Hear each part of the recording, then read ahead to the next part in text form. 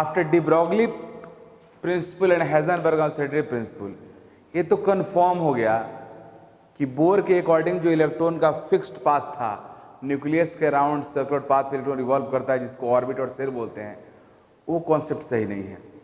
क्योंकि बोर के de Broglie के अकॉर्डिंग इलेक्ट्रॉन वेव है, वेव स्पेस में चलता है, वो एक पर्टिकुलर पॉइंट पे नहीं मोशन कर सकती। जैसे मैं यहाँ पे अगर बोल रहा हूँ तो मेरा साउंड वेव क्रिएट कर रहा हूँ, वो सर मेरे सराउंडिंग में चारों तरफ जा रहा है। अगर कोई मेरे साइड में इधर खड़ा है वो भी सुनेगा, इधर खड़ा है वो भी सुनेगा, फ्रंट में है वो भी सुनेगा, बैक में वो भी सुनेगा, तो वेव स्पेस में चलता है। इसलिए अगर इलेक्ट्रॉन वेव है तो किसी पर्टिकुलर ऑर्बिट पे नहीं चलेगा, उसके अंदर भी रह सकता है, उसके बाहर भी रह सकता है। और इसी को सपोर्ट किया हाइजेनबर्ग ने भी कि इलेक्ट्रॉन के पोजीशन मोमेंटम को एक्यूरेटली एक साथ मेजर करना इम्पॉसिबल है। इसका मीनिंग हुआ कि बोर का जो ऑर्बिट वाला कॉन्सेप्ट है अब वो करेक्ट नहीं रहा।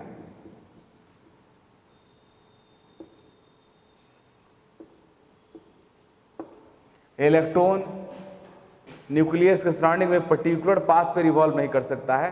हाँ, उसके अंदर उस पाथ पे भी कर सकता है, उसके अंदर भी रह सकता है, उसके बाहर भी रह सकता है, क्योंकि स्पेस में रह सकता है।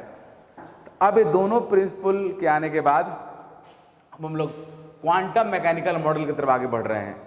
अब आगे हम लोग पढ़ेंगे श्रोडिंगर वेव इक्वेशन, जो एटम का, हाइड्रोजन एटम का क्वांटम मैकेनिकल मॉडल है कंप्लीट। बट उससे पहले after de Broglie and Heisenberg principle, Bohr model का ऑर्बिट वाला कॉन्सेप्ट डिस्कार्ड हो गया। मीन्स ये कहना और बोर का electron revolves around nucleus on a fixed circular path which are popularly known as orbit और shell is not correct.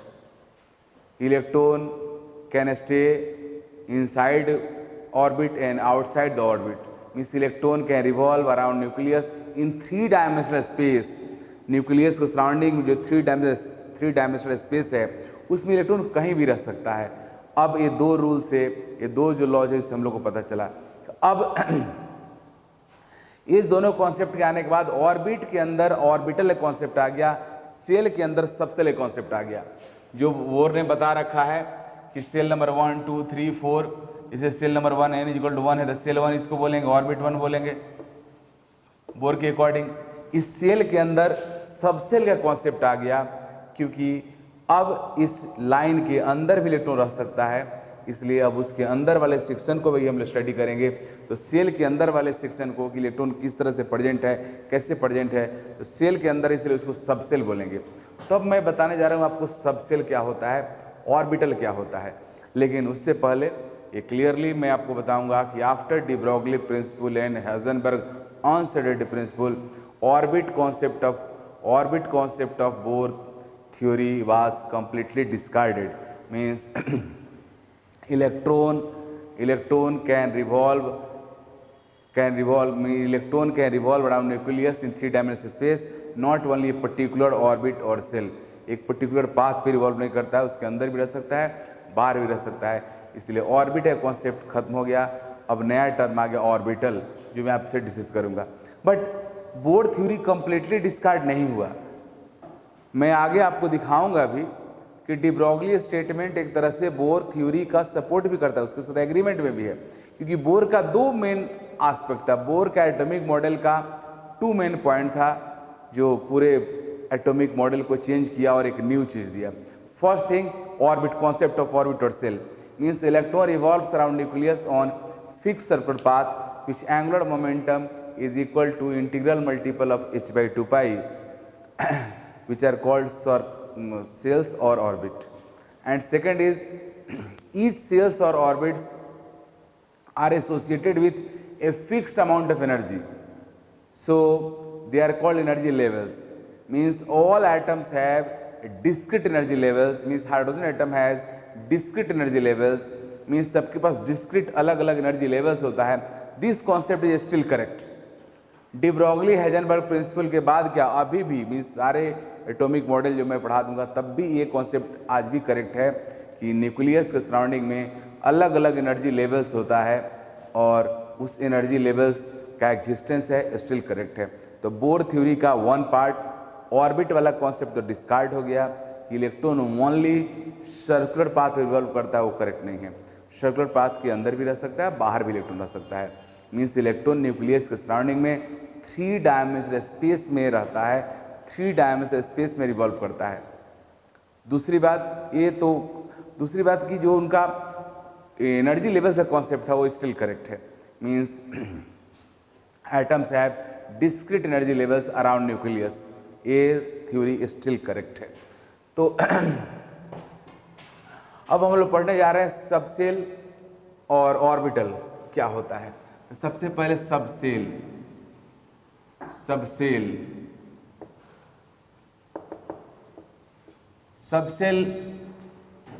Cell के अंदर का पार्ट होता है। सबसेल का डेफिनेशन होता है, सबसेल और ऑर्बिटल जो भी मैं बताऊंगा दोनों का डेफिनेशन एग्जैक्टली सेम होता है, बट दोनों में डिफरेंस क्या है जब आप आगे पढ़ोगे तब आपको पता चलेगा। भी नहीं अभी आप मान के चलो दोनों का डेफिनेशन सेम है, बट ये भी मानो कि दोनों डिफरेंट है, सेम चीज नहीं है।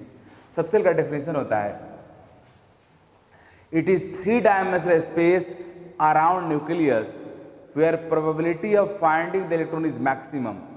न्यूक्लियस के सराउंडिंग में वह 3 डायमेंशनल स्पेस जहां पे इलेक्ट्रॉन के मिलने का संभावना मैक्सिमम होता है उसको हम लोग सबसेल बोलते हैं। सबसेल का definition it is 3 dimensional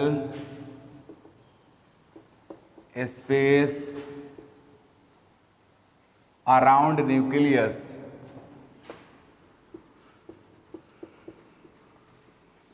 it is 3 dimensional space around nucleus of an atom where probability with 3 dimensional space around nucleus where probability of finding the electron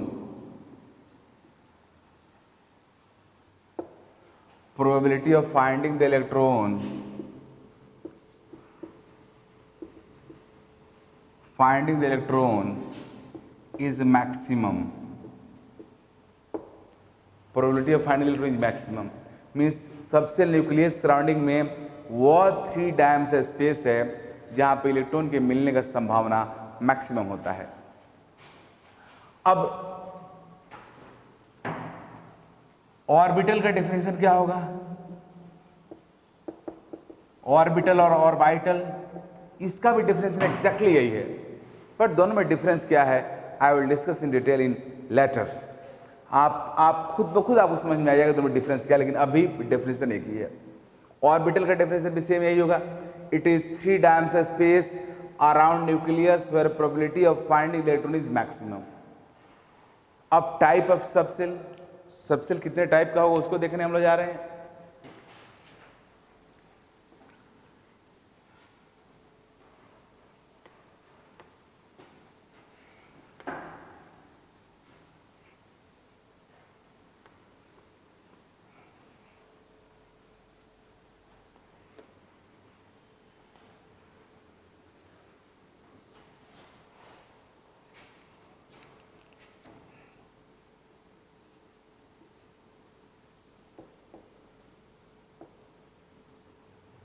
type of subshell,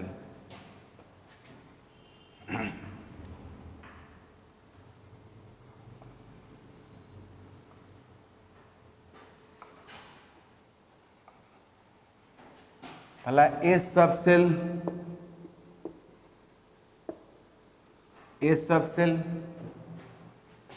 दूसरा P subshell, तीसरा D subshell, चौथा F subshell.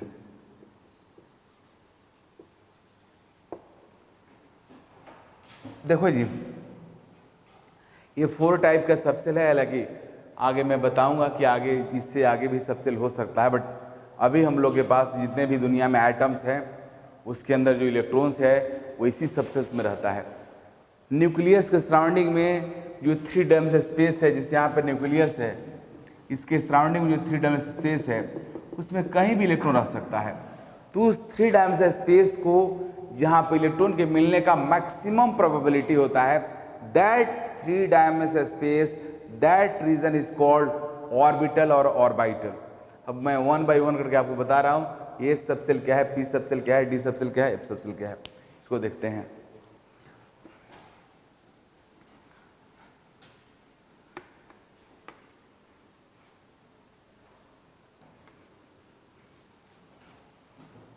ए subshell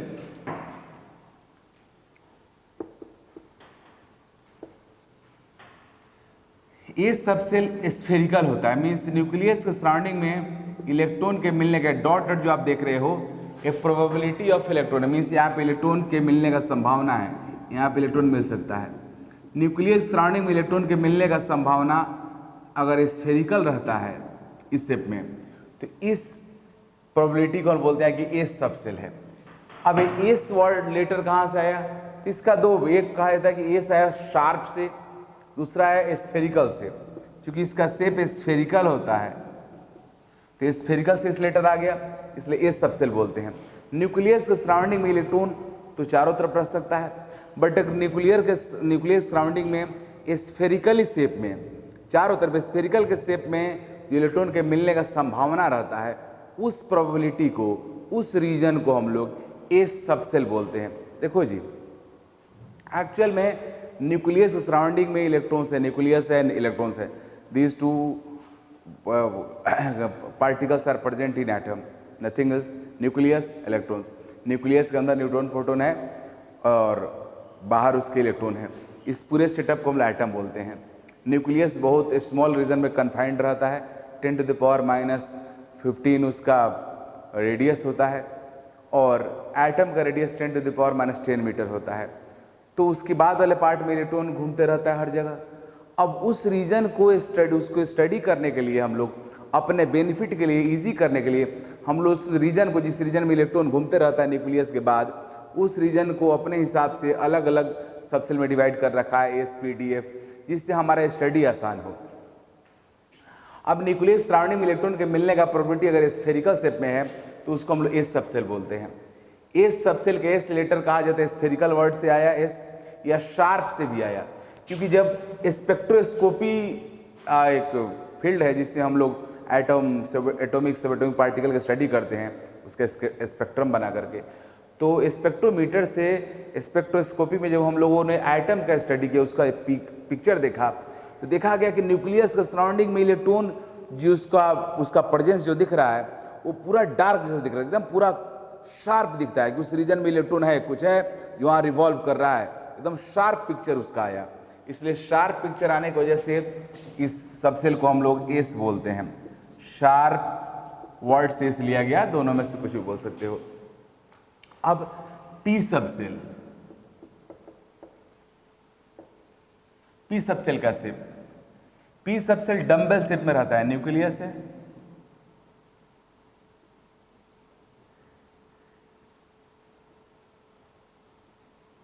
dumbbell shape में रहता है P subshell. अब अगर nucleus surrounding में dumbbell shape में इलेक्ट्रॉन के मिलने का संभावना है, प्रोबेबिलिटी है, तो इस रीजन को हम लोग पी सबसेल बोलते हैं। ये पी सबसेल,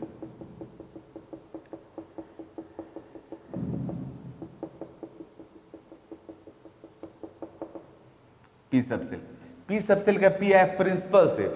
ये सारे स्पेक्ट्रोस्कोपी टर्म है, स्पेक्ट्रोस्कोपी से हम लोग देखते हैं जब इसको, तो इसमें शार्प दिखता है, प्रिंसिपल दिखता है, इसलिए प्रिंसिपल और लेटर्स वर्ड से आया पी, प्रिंसिपल से आया पी। अब है डी सबसेल,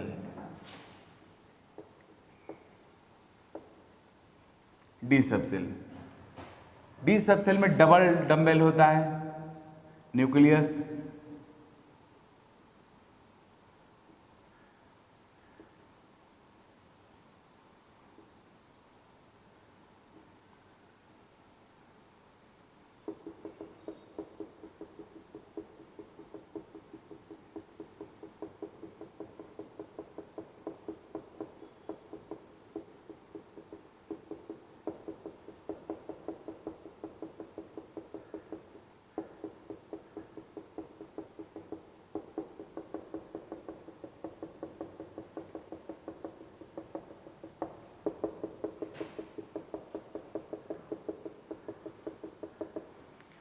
डबल डंबल या डिफ्यूज प्रिंसिपल भी कहा जाता है। दो प्रिंसिपल में डिफ्यूज हो गया तो इस तो बनता है डी सबसेल।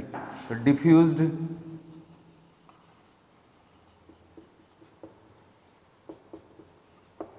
और डबल डंबल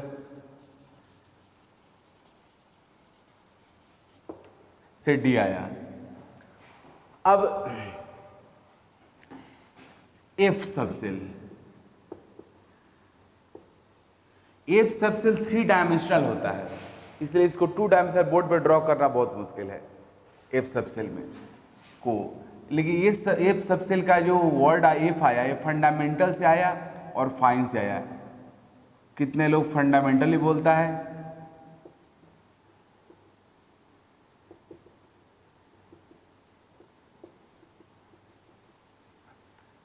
तो इसको 2 डायमेंशनल बोर्ड पे बताना बहुत मुश्किल है। एफ सबसेल के बारे में फंडामेंटल है, हालांकि आजकल हम लोग इसका 3D ज्योमेट्री बनाते हैं और कुछ कुछ नेम देते हैं, बट एफ सबसेल के बारे में बहुत डिटेल में हम लोग को समझ में नहीं आता है। फिर भी जो इसके बारे में और भी मैं आपको आगे बताऊंगा, हम लोग को नहीं आता है, मतलब किसी को नहीं आता है। मीन्स इसके बारे में बहुत कम आइडिया है साइंटिस्टों को, क्योंकि इसका 3 डायमेंशनल रहता है शेप, उसमें भी ये काफ़ी डिफ्यूज रहता है। मीन्स ये काफ़ी न्यूक्लियस से काफ़ी दूर होने की वजह से ये डिस्पर्स रहता है, फैला हुआ रहता है, तो एग्जैक्ट इसका शेप पता नहीं चलता है। बट एफ सबसेल का एफ लेटर आया फंडामेंटल से, और कुछ लोग इसको फाइन भी बोलते हैं इस वजह से, हालांकि फंडामेंटल इज मोर करेक्ट। तो these are subshells of shell. Now quantum mechanical model of atom, Schrodinger wave equation for H atom, mathematical modelling of physical system और Schrodinger wave equation for H atom, all are same. Means Schrodinger नाम के scientist ने hydrogen atom के लिए equation लिख दिया। Hydrogen atom के लिए कंप्लीट इक्वेशन, मीन्स ये कंप्लीट क्वांटम मैकेनिकल मॉडल है हाइड्रोजन एटम का। उस हाइड्रोजन एटम के लिए जो इक्वेशन लिखा है उसको हम लोग मैथमेटिकल मॉडलिंग भी बोलते हैं फिजिकल सिस्टम का, क्योंकि कोई भी मशीन जब बनता है तो मशीन या कुछ भी बनाने से पहले उसका मैथमेटिकल इक्वेशंस लिखा जाता है कॉपी पे, फिर वो उसके अकॉर्डिंग मशीन बनता है, फिर फिजिकल सिस्टम डेवलप होता है। That's why I also call it mathematical modelling of physical system और Schrodinger wave equation for H atom. अब श्रोडिंगर वेव इक्वेशन क्या है, इसको गौर से देखो। यह एक डिफरेंशियल इक्वेशन है जो सेकंड ऑर्डर का है। Del two psi by del x square, del two psi by del y square, del two psi by del z square, 8 pi square m by h square E minus b psi equal to 0। इसमें कई सारे terms है।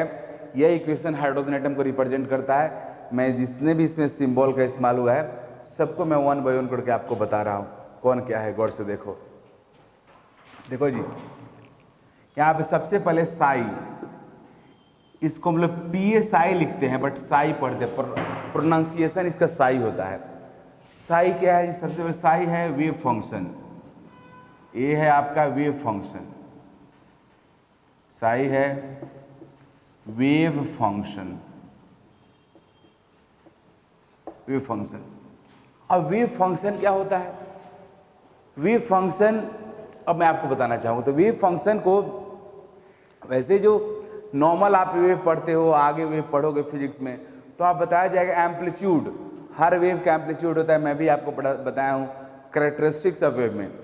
जब किसी medium में wave propagate करता है तो ड्यूरिंग प्रोपगेशन ऑफ वेव जो मैक्सिमम डिस्प्लेसमेंट होता है मीडियम का पार्टिकल का, that is called amplitude of wave. Normal wave का जो एम्पलीट्यूड होता है वही इलेक्ट्रॉन वेव का आपका वेव फंक्शन होता है, साई होता है। इलेक्ट्रॉन, क्योंकि अब तो क्लियर हो गया है कि इलेक्ट्रॉन के पास वेव कैरेक्टर है, मीन्स इलेक्ट्रॉन वेव है, तो इलेक्ट्रॉन का जो वेव है उसके एम्पलीट्यूड को हम लोग साई से रिप्रेजेंट करते हैं, जिसको वेव फंक्शन बोलते हैं। हालांकि यहाँ पे इस चीज़ आपको बहुत अच्छे समझ में नहीं आएगा, इसलिए मैं साई के बारे में और क्लियर करूँ।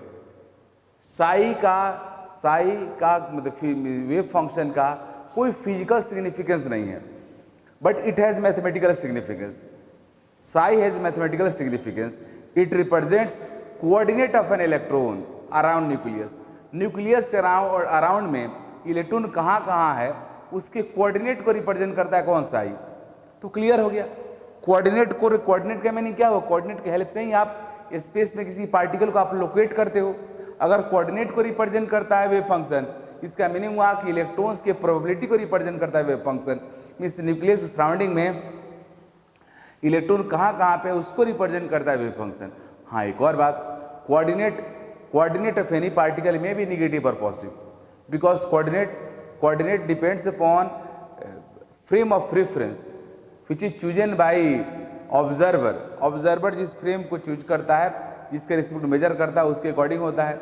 अब ओरिजिन से अगर ऊपर जा रहे हो एक पर्टिकुलर में से वाई एक्सिस के में ऊपर जाओगे तो पॉजिटिव होगा, नीचे जाओगे निगेटिव होगा। एक्स एक्सिस कोऑर्डिनेट में अगर राइट में जाओगे तो पॉजिटिव होगा, लेफ्ट में जाओगे तो निगेटिव होगा। तो कोऑर्डिनेट किसी पार्टिकल का किसी पॉइंट का निगेटिव पॉजिटिव हो सकता है। That's why wave function is also may be negative और positive, because wave function represents coordinate of an electron around nucleus. So wave function का definition, it has no physical significance,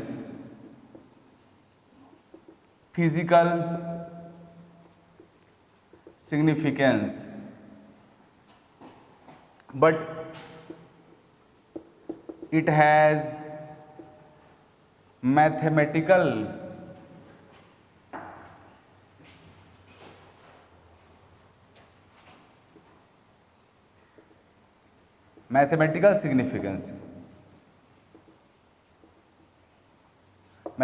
significance. It represents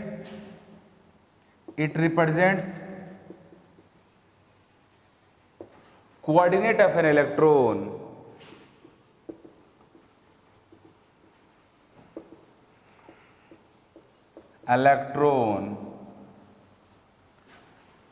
around nucleus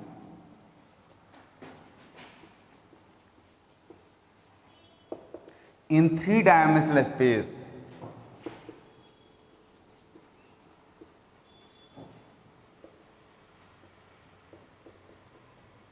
right. Wave function को हम लोग बोल सकते हैं amplitude of electron wave. It is also called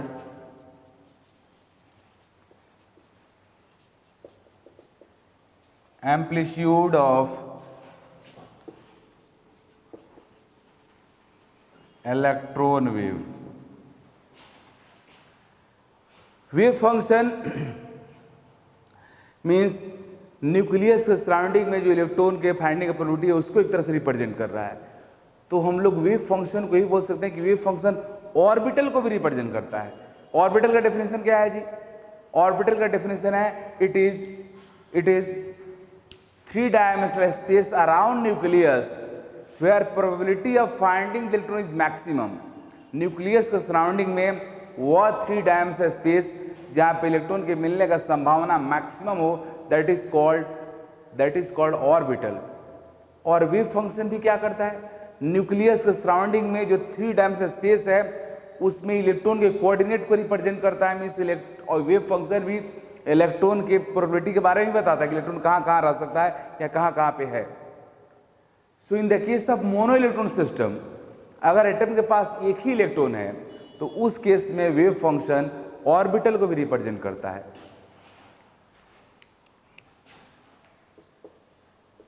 in the case of mono electron system, wave function represents orbital of an electron.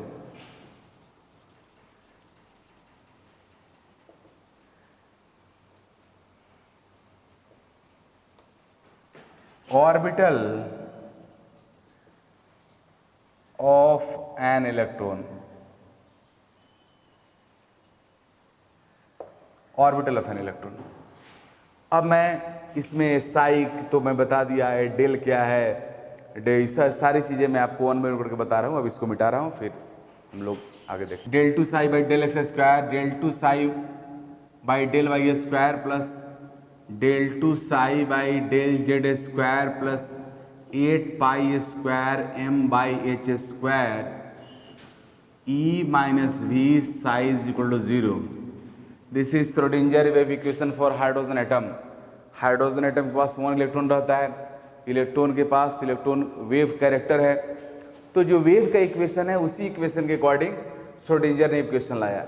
इस Schrodinger equation का derivation भी पढ़ना है, इंजीनियरिंग कॉलेज में पढ़ाया जाता है। डेरिवेशन पढ़ना है, इसका सॉल्यूशन पढ़ना है, क्योंकि ये डिफरेंशियल इक्वेशन है। बट हम लोग को जरूरत नहीं है। हाँ, जेईई एडवांस में कुछ क्वेश्चन आजकल आ रहा है तो उसमें भी डायरेक्ट सॉल्यूशन का इस्तेमाल होगा, वो मैं आपको आगे बताऊंगा, बट इसका डेरिवेशन जरूरी नहीं है। अब यहाँ पे सारे टर्म को समझते हैं क्या क्या है। सबसे पहला तो साई हो गया, वेव फंक्शन जो भी मैं बता दिया हूं, वेव फंक्शन ये इलेक्ट्रॉन के कोऑर्डिनेट को रिप्रेजेंट करता है इन 3 डायमेंशनल स्पेस। 3 डायमेंशनल स्पेस में कोऑर्डिनेट एक्स वाई जेड तीनों कोऑर्डिनेट होता है, आपको पता है। कोई पार्टिकल अगर मतलब वन डायमेंशनल मोशन कर रहा है तो ओनली उसका लेंथ चेंज होता है, एक कोऑर्डिनेट चेंज होगा। अगर एक प्लेन में मोशन करेगा तो एक्स वाई दोनों कोऑर्डिनेट चेंज होगा। अगर स्पेस में मोशन करेगा तो एक्स वाई जेड तीनों कोऑर्डिनेट चेंज होगा। तो यह psi represents coordinate of electron है। Electron revolve around nucleus in space. Electron nucleus around space में रहता है तो उसके पास एक्स वाई जेड तीनों कोऑर्डिनेट रहता है। मींस एक्स वाई जेड में से कोई भी एक चेंज कर दोगे तो साई चेंज हो जाएगा। एक्स चेंज करोगे तब भी साई चेंज होगा, वाई चेंज करोगे तब भी होगा, जेड चेंज करोगे तब भी चेंज होगा। अब यहां पे del psi by del x क्या है, तो देखो जी, जैसे आप y कहीं पे है, y है तो y क्या चेंज है, x के रिस्पेक्ट निकालना तो क्या लिखते हो, dy by d x. dy by d x क्या होता है, change in y with respect to x।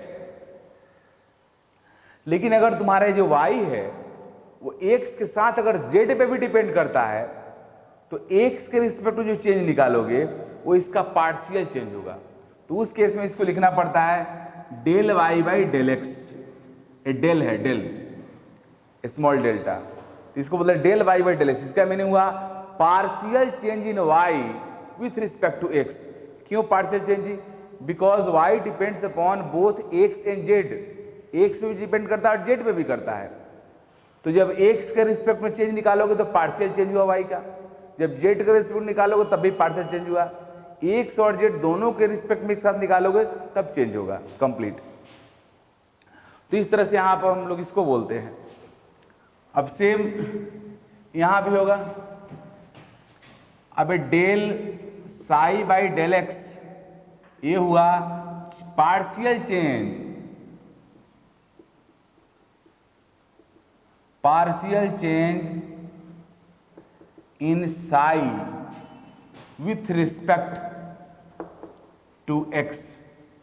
यह हुआ partial change in psi with respect to x. Similarly del psi by ये आपके डेल होता है, ये सिंबल डेल है, del del del psi by del x, sorry del psi by del y. चूंकि psi x y z तीनों पे depend करता है तो एक्स के रिस्पेक्ट में जब चेंज देखोगे, चेंज निकालोगे तो उसको बोलेंगे पार्शियल चेंज। तो ये हुआ del psi by del x, partial change in psi with respect to x.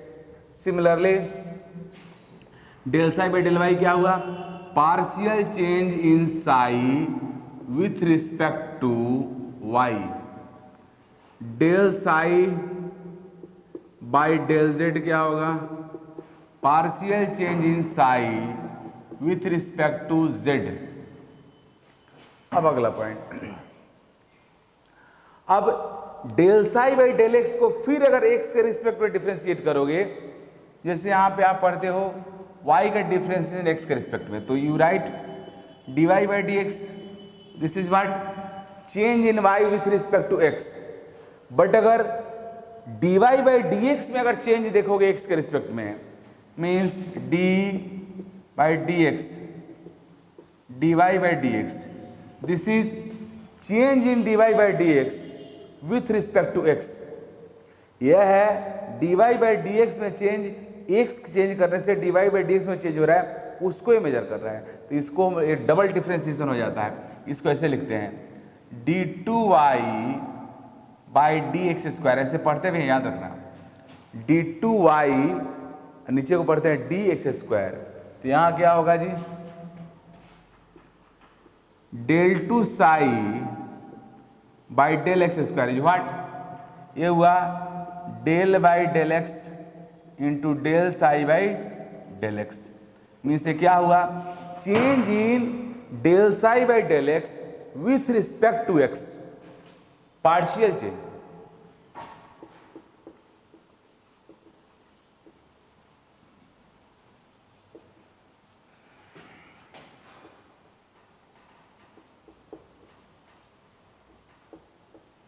with respect to x. Similarly, del two psi by del x square अगर होगा तो इसको भी बोलेंगे partial change, sorry, del two psi by del y square, partial change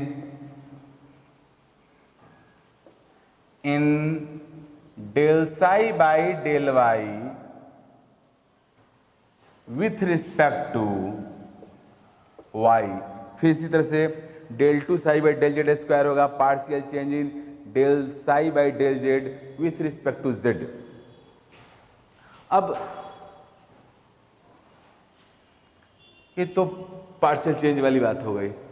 अब यहां पे और टर्म है m is mass of electron,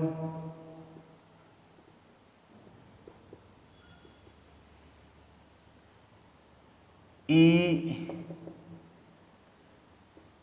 total energy of electron,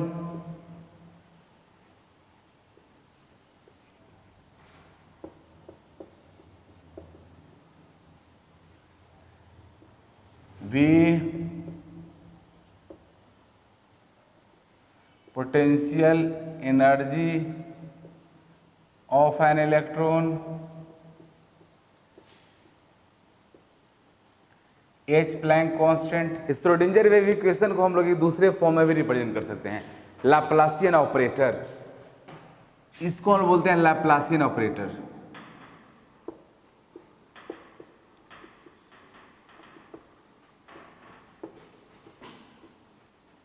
mathematical operator, इसका नाम है लैप्लासियन ऑपरेटर। इस डेल का मीनिंग होता है डेल साई, इसका मीनिंग होता है एक कैपिटल हुआ, इसका मीनिंग होता है del psi by del x, means किसी का डिफ्रेंसिएशन। जैसे इसका मीनिंग है डेल बाई डेल एक्स,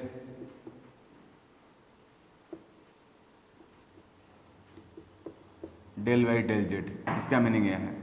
अगर इसको ऐसे कर दोगे टू, तो हो जाएगा del two by del x square plus del two by del y square plus del two by del z square.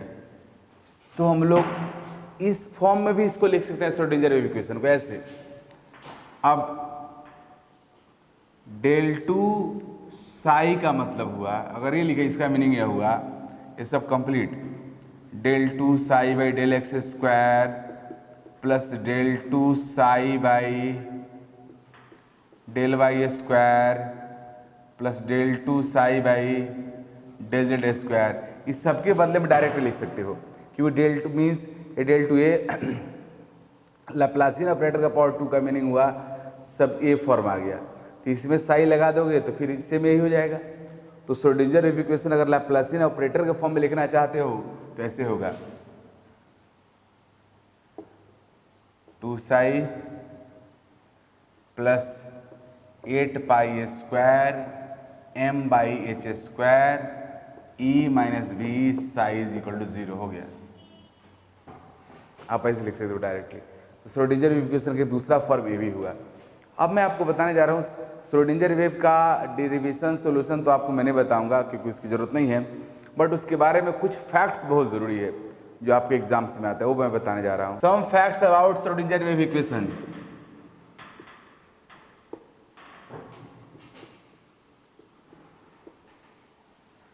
Schrodinger wave equation,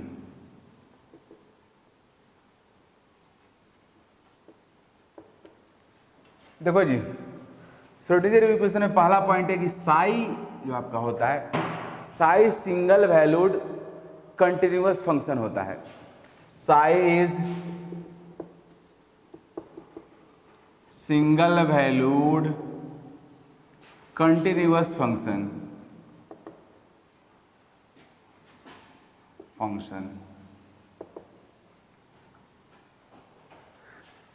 single valued continuous function. अब इसका मीनिंग क्या हुआ? तो ये सारे मैथमेटिक्स का टर्मोलॉजी है जो आगे आप पढ़ोगे भी। कंटिन्यूअस का मीनिंग से लगातार उसका ग्राफ, जो साई के जब ग्राफ ड्रॉ करोगे तो बीच में कहीं ब्रेक नहीं हो, कंटिन्यूअस का मीनिंग हुआ। सिंगल वैल्यूड का मीनिंग हुआ कि एक पॉइंट पे इसका एक ही वैल्यू होगा। दूसरा, del psi by del y, del psi by del x, del psi by del y and del psi by del z are also continuous function.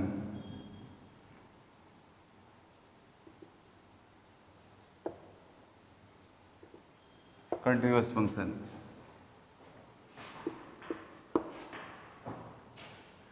तीसरा, साइज नॉर्मलाइज्ड। साइज नॉर्मलाइजेशन का मीनिंग क्या होता है ये आपको आगे समझ में आएगा, अभी केवल आप इसको लिखो। It is normalized function, it is normalized function.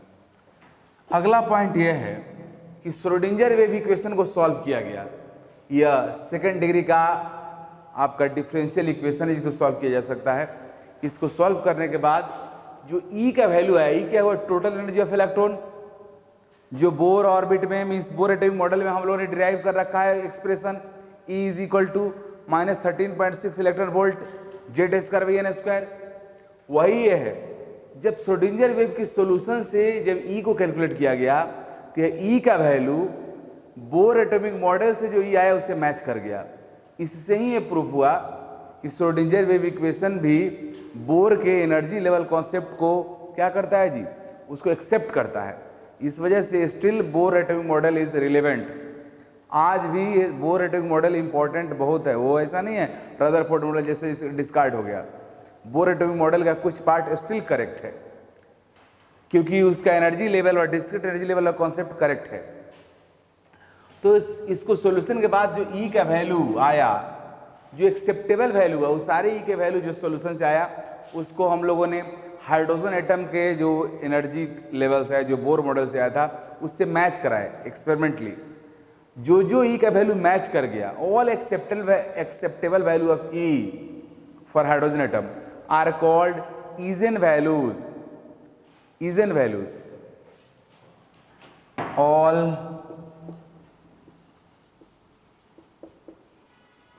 all acceptable values of E are called Eigen values. Eigen values। अब इस Eigen values को पुट करके फिर E के वैल्यू किस में पुट किया गया और फिर साई को हम लोग निकाले। तो Eigen values को पुट करने के बाद जो साई के वैल्यू हम निकाले उसको बोलते हैं Eigen function. And all acceptable values of psi are called Eigen function। Means hydrogen atom solution के हाइड्रोजन एटम का जो करेक्टर था एक्सपेरिमेंटल से मैच कराया गया। जो हाइड्रोजन एटम से मैच किया उस सबको हम लोगों ने एक्सेप्ट किया। उस सभी एक्सेप्टेड वैल्यू को ईजेन वैल्यू बोलते हैं, एनर्जी वाले वैल्यू को। और उसको पुट करके जब साई निकाला गया तो साई को बोलते हैं ईजेन फंक्शन बोलते हैं। मैं आपको बताया कि वेव फंक्शन इलेक्ट्रॉन के कोऑर्डिनेट को रिप्रेजेंट करता है। एंड इलेक्ट्रॉन न्यूक्लियस के सराउंडिंग में 3 डायमेंशनल स्पेस में रहता है, इसलिए इलेक्ट्रॉन का जो कोऑर्डिनेट होगा वो तीनों कोऑर्डिनेट होगा, एक्स वाई जेड तीनों ही उसके पास कोऑर्डिनेट होगा। और बट इलेक्ट्रॉन न्यूक्लियस के सराउंडिंग में आपका स्फेरिकल मोशन मीन्स न्यूक्लियस के सराउंडिंग में जो 3 डायमेंशनल स्पेस है उसमें इलेक्ट्रॉन कहीं पे रह सकता है। मीन्स एक पॉइंट के चारों तरफ इलेक्ट्रॉन स्पेस में रहता है। सो इलेक्ट्रॉन का जो मोशन है उसको प्रॉपर रिप्रेजेंट करने के लिए, उसके कोऑर्डिनेट को प्रॉपर रिप्रेजेंट करने के लिए हम लोग यहाँ पे 3 डायमेंशनल कोऑर्डिनेट सिस्टम पढ़ेंगे। 3 डायमेंशनल कोऑर्डिनेट सिस्टम में आपको दिखाऊंगा कि किस तरह से इलेक्ट्रॉन के कोऑर्डिनेट को हम लोग रिप्रेजेंट करते हैं, किसी इलेक्ट्रॉन को कैसे लोकेट करते हैं। अब 3 dimensional representation, 3 dimensional coordinate system पढ़ने से पहले आपको 2 डायमेंशनल पता होना चाहिए। अब कोऑर्डिनेट सिस्टम 2 तरह का है। कोऑर्डिनेट सिस्टम 2 तरह का है, एक है आपका कार्टेशियन कोऑर्डिनेट सिस्टम, दूसरा है पोलर कोऑर्डिनेट सिस्टम। तो प्लेनर मीन्स 2 डायमेंशनल में आपका कार्टेशियन और पोलर होता है, इसको मैं आपको बता रहा हूँ। फिर 3 डायमेंशनल बताऊंगा, 3 dimensional Cartesian coordinate system and 3 dimensional में जो एंगुलर मोशन होता है, एक पॉइंट का राउंड जो मोशन करता है आपका इलेक्ट्रॉन, उसको रिप्रेजेंट करने के लिए हम लोग स्फेरिकल पोलर कोऑर्डिनेट सिस्टम पढ़ते हैं, जो आपको 12th क्लास के मैथमेटिक्स में पढ़ाया जाता है, फिजिक्स में पढ़ाया जाएगा, लेकिन मैं आपको यहाँ बताऊंगा और आपको समझ में भी आएगा। आप मुझे ध्यान से सुनो। अब इस एक्सिस पे y है, इस एक्सिस पे x है। इस पॉइंट के कोऑर्डिनेट को बताना है। किसी पॉइंट के कोऑर्डिनेट का मीनिंग क्या होता है? इस पॉइंट का ये आपका x एक्सिस है, ये y एक्सिस है, ये ओरिजिन है। इससे लेफ्ट में जाओगे तो x निगेटिव होगा, इसके नीचे आओगे तो y निगेटिव होगा। यू नो, इस पॉइंट P को कोऑर्डिनेट को रिप्रेजेंट करता है। कोऑर्डिनेट होता क्या है? तो इस P पॉइंट का y एक्सिस से जो डिस्टेंस होता है, डिस्टेंस का मैंने परपेंडिकुलर डिस्टेंस, y एक्सिस जो डिस्टेंस है that is called x coordinate. यह हुआ आपका x कोऑर्डिनेट। और x एक्सिस से जो इसका डिस्टेंस होगा that is called y coordinate. Means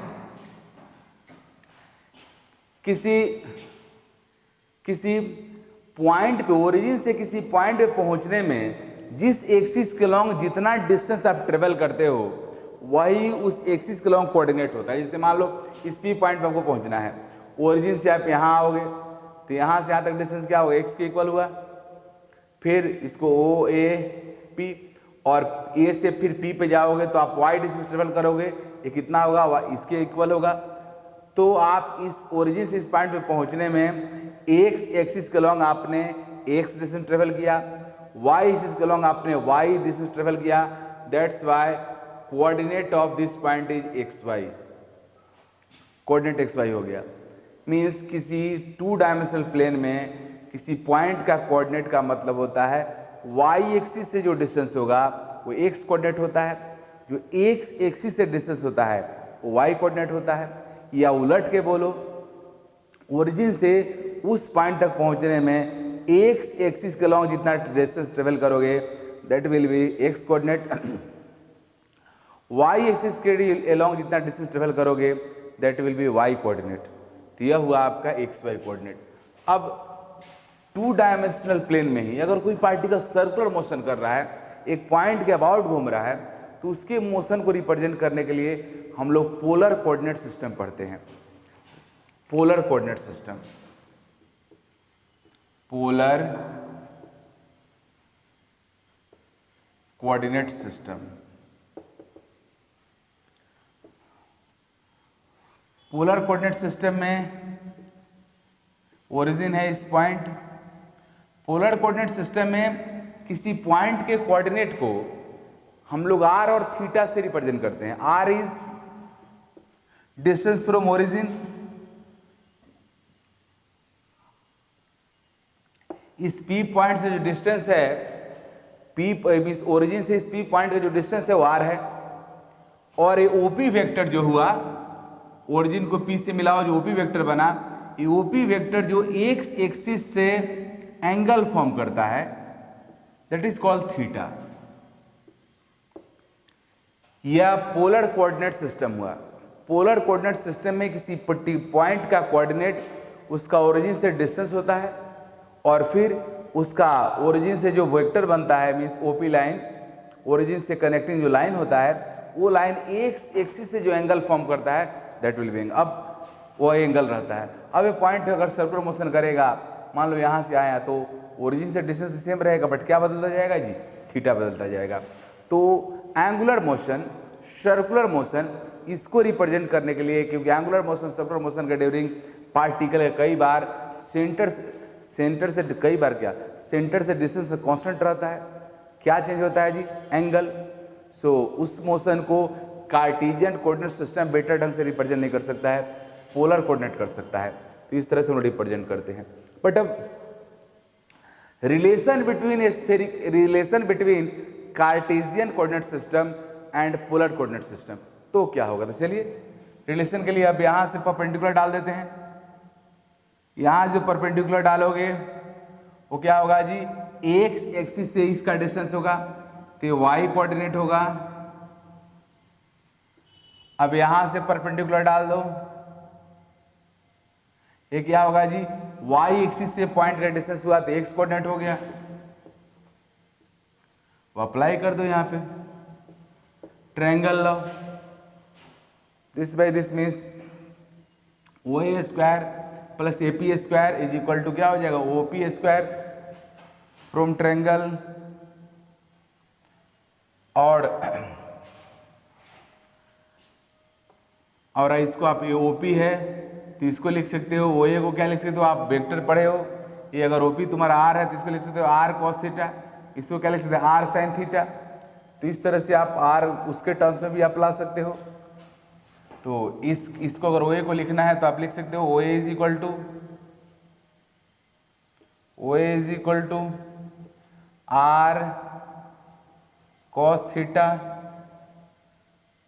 तुम्हारा A P is equal two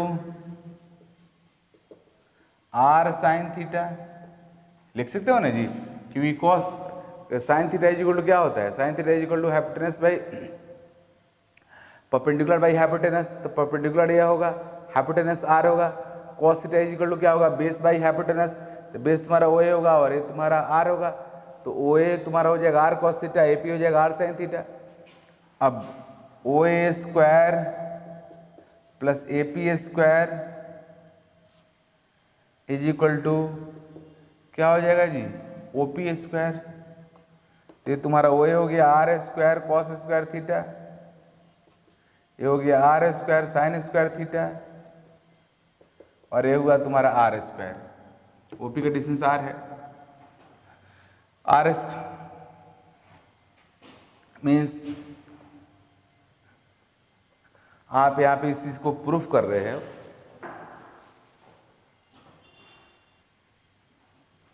means O P square plus A P से करोगे तो आर स्क्वायर हो जाएगा, O P square plus A P square equal to क्या हो जाएगा जी, तुम्हारा आर स्क्वायर हो जाएगा, मीन्स ये तुम्हारा प्रूफ हो गया। अब इस चीज को अगर x मानते हो, ये तुम्हारा y है, तो x square plus y square क्या लिख देते हो, आर स्क्वायर, ये रिलेशन तुम्हारा आ गया। तो कार्टेशियन कोऑर्डिनेट सिस्टम और पोलर कोऑर्डिनेट सिस्टम में रिलेशन हो गया, इसको तुम x, ये तुम्हारा x कोऑर्डिनेट हुआ कार्टेशियन में, ये y कोऑर्डिनेट हुआ कार्टेशियन में, तो दोनों का स्क्वायर करोगे तो क्या हो जाएगा, आर स्क्वायर के इक्वल हो जाएगा। तो एक तरह से तुम्हारा Cartesian coordinate system polar coordinate system के साथ रिलेशन में आ गया, x हुआ, एक्स वाई हुआ कार्टेशियन कोऑर्डिनेट सिस्टम में कोऑर्डिनेट, और r हुआ पोलर में कोऑर्डिनेट, इस दोनों को मैं रिलेट कर दिया। मैं 3 डायमेंशनल कार्टेशियन कोऑर्डिनेट सिस्टम बता रहा हूँ आपको, ध्यान से देखो, ये पॉइंट P है, इसका कोऑर्डिनेट एक्स वाई जेड है।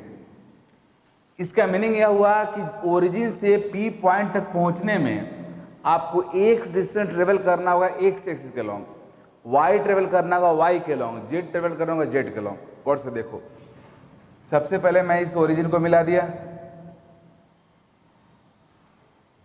ओरिजिन से इस पॉइंट P को मिला दिया।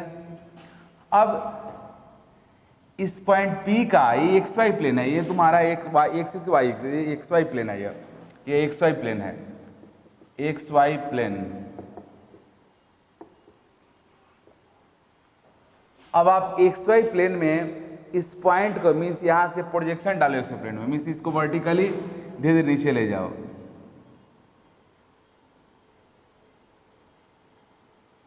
यहां पे आ गया। जैसे मान लो यहाँ पे सेलिंग में फैन लगा हुआ है, कोई पूछे कि इस फैन का कोऑर्डिनेट बताओ, तो अगर आप इस एक्सिस इसको मानते हो एक्स एक्सिस, इसको मानते हो वाई एक्सिस और इसको मानते हो जेड एक्सिस, तो ये फर्श जो आपका हुआ एक्स वाई प्लेन हुआ, तो फर्श से जितना डिस्टेंस होगा फैन का वो तुम्हारा होगा जेड कोऑर्डिनेट, जेड एक्सिस के लॉन्ग।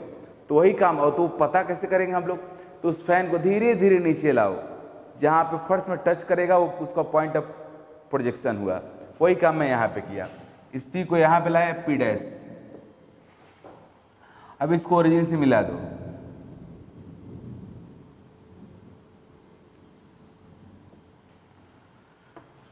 अब इस P पॉइंट को परपेंडिकुलर मीन्स x से परपेंडिकुलरली मिलाओ। अब x का परपेंडिकुलर तो 3D है, x के परपेंडिकुलर का मीनिंग हुआ y के लॉन्ग, क्योंकि एक्स वाई दूसरे का परपेंडिकुलर है, तो वाई के पैरेलल में इसको खींचो लाइन। यह अब इसको y इसके परपेंडिकुलर, तो y के परपेंडिकुलर मतलब x के अलॉन्ग, तो ये आपका हो गया, ये हुआ y कोऑर्डिनेट, क्योंकि और यहां से यहां तक ये पॉइंट आपका y कोऑर्डिनेट हुआ, यह हुआ x कोऑर्डिनेट, ये भी x के अलॉन्ग x के इक्वल होगा, पैरेलल है, और ये आपका हुआ z कोऑर्डिनेट। अब देख लो, इस ओरिजिन से आप पहुंचना है, कैसे जाओगे, यहां से चलोगे, एक डिस्टेंस यहां तक ट्रेवल करोगे x एक्सिस के लॉन्ग, फिर यहां तक जाओगे y एक्सिस के लॉन्ग, फिर यहां से यहां पहुंचोगे z के लॉन्ग। तो ये हो गया x कोऑर्डिनेट, ये हो गया y कोऑर्डिनेट, ये हो गया z कोऑर्डिनेट। देखने में आपको नहीं लग रहा होगा कि 90 है, बट एक्चुअल में एंगल 90 है, यह 90 डिग्री है। क्यों जी? क्योंकि यह लाइन y एक्सिस के पैरेलल है, तो x के साथ जो लाइन ड्रॉ करोगे y के पैरेलल, तो x और y यहाँ 90 डिग्री, एंगल 90 है, लग नहीं रहा आपको, देखने से लग रहा है 120 है, बट ये 90 एंगल है, क्योंकि x और 3D पिक्चर है, इसलिए इसको 2 डायमेंशनल बोर्ड पे ऐसा विजुलाइज हो रहा है, बट ये तो एंगल 90 है, तो ये आपका 90 होगा। फिर से ये XY प्लेन है, इसके ऊपर परपेंडिकुलर, तो ये एंगल भी आपका 90 होगा।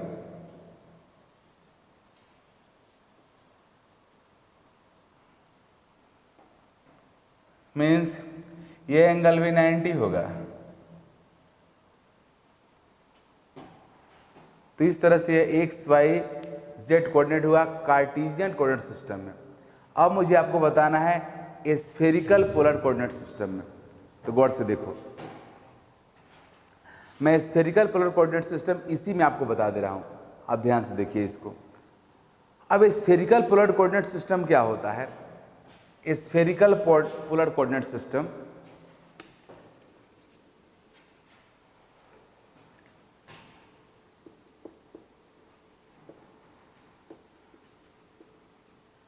Polar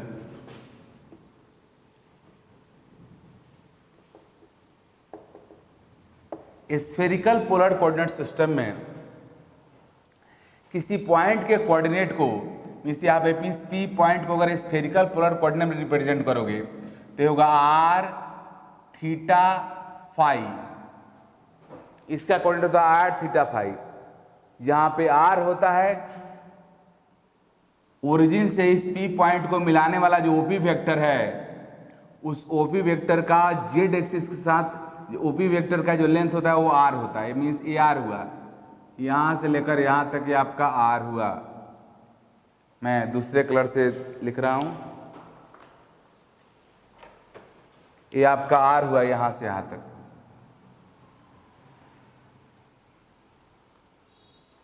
A R theta five का आर हुआ। थीटा क्या होता है? तो ओरिजिन से ओपी वेक्टर जो वेक्टर बन रहा है, ओपी वेक्टर जो जेड एक्सिस से एंगल बनाता है दैट इज कॉल्ड थीटा।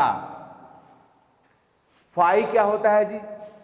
तो इस पॉइंट का एक्स वाई प्लेन में जो प्रोजेक्शन बनाते हो, उस प्रोजेक्शन को ओरिजिन से मिलाओ, जो कि मैं मिला दिया हूं।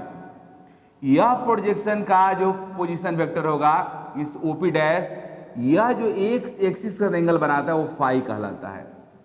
तो this are spherical polar coordinate system. Spherical polar coordinate system is very important coordinate system for representation of motion of electrons around nucleus, क्योंकि वहां पे न्यूक्लियस अराउंड भी इलेक्ट्रॉन मोशन करता है, घूमता है, मीन्स स्फेरिकली मोशन करता है न्यूक्लियस अराउंड में 3 डायमेंशनल स्पेस में। इसलिए यह कोऑर्डिनेट इसको बेटर ढंग से रिप्रेजेंट करेगा, आगे इसका इस्तेमाल होगा। अब इसको मैं कार्टेशियन कोऑर्डिनेट सिस्टम में थोड़ा इसको रिप्रेजेंट करा दूं। तो कार्टेशियन कोऑर्डिनेट सिस्टम में आप देखो, यह दोनों एंगल अल्टरनेट एंगल है। अगर ये थीटा है तो ये भी थीटा हो जाएगा।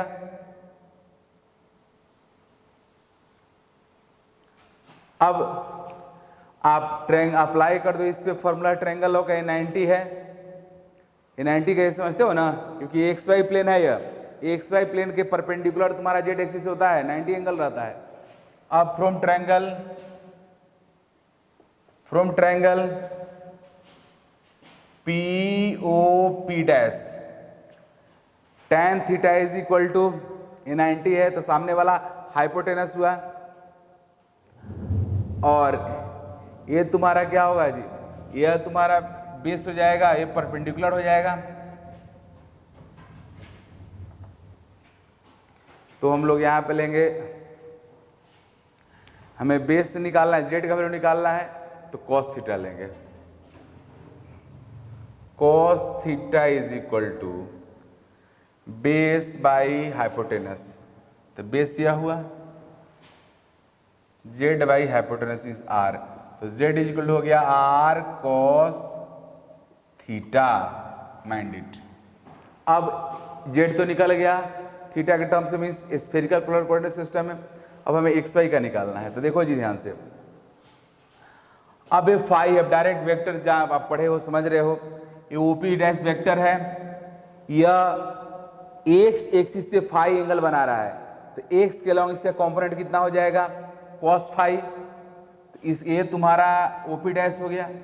अब ओपी डैश का वैल्यू निकाल लें सेम ट्रायंगल से, तो ओपी डैश तुम्हारा परपेंडिकुलर है क्योंकि ये थीटा के सामने वाला परपेंडिकुलर होता है, तो यहां पे लिखेंगे हम लोग sine theta is equal to OP dash by r, तो OP dash is equal to r sine theta, निकल गया।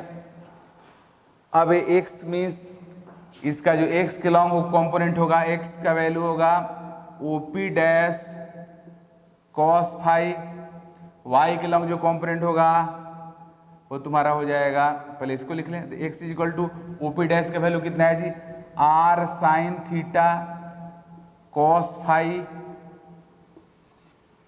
सिमिलरली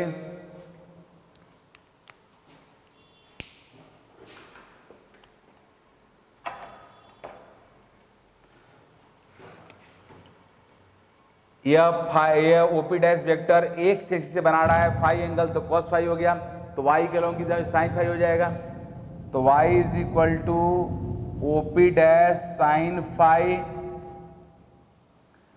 ओपी डैश को रखते तो वाई इज इक्वल टू हो जाएगा r sine theta sine phi. तो इस तरह से एक्स वाई और जेड तीनों निकल गया। अब आप इसको यहां भी देखोगे तो x square plus y square करोगे तो तुम्हारा क्या हो जाएगा, आर स्क्वायर के इक्वल हो जाएगा, मीन जेड स्क्वायर इक्वल हो जाएगा। देख लो यहाँ पे x square plus y square equal z square, तो ऐसे होता ही है यहाँ भी, क्योंकि देख लो हो जाएगा, एक्स स्क्वायर करो, एक्स की जगह पे रखोगे r sine theta square cos square, तो हो जाएगा r square sine square theta cos square phi plus r square sine square theta sine square phi. अब r square sine square theta दोनों में तो कॉमन ले लो, r square sine square theta common ले लो, तो हो जाएगा कॉस स्क्वायर फाई और यहाँ पे साइन स्क्वायर फाई, तो 1 हो गया, cos square phi plus sine square phi, तो 1 हो गया, तो क्या हो गया r square sine square theta.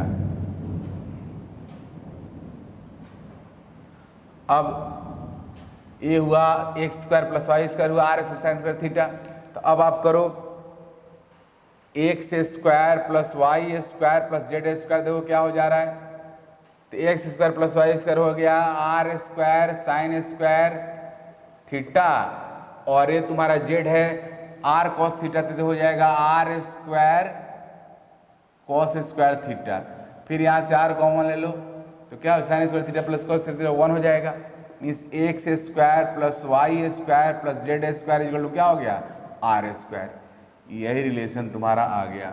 जिस तरह से आया था पोलर कोऑर्डिनेट सिस्टम और 2 डायमेंशनल कार्टेशियन कोऑर्डिनेट सिस्टम में x square plus y square equal to r square, उस तरह से यहाँ पे आया x square plus y square plus z square is equal to r square. इस कोऑर्डिनेट सिस्टम को मैं बहुत इस्तेमाल करूँगा, क्योंकि इलेक्ट्रॉन का जो वेव फंक्शन है कोऑर्डिनेट है वो आर थीटा फाई उसका होगा, क्योंकि वो इलेक्ट्रॉन न्यूक्लियस सराउंडिंग में स्फेरिकली मोशन करता है।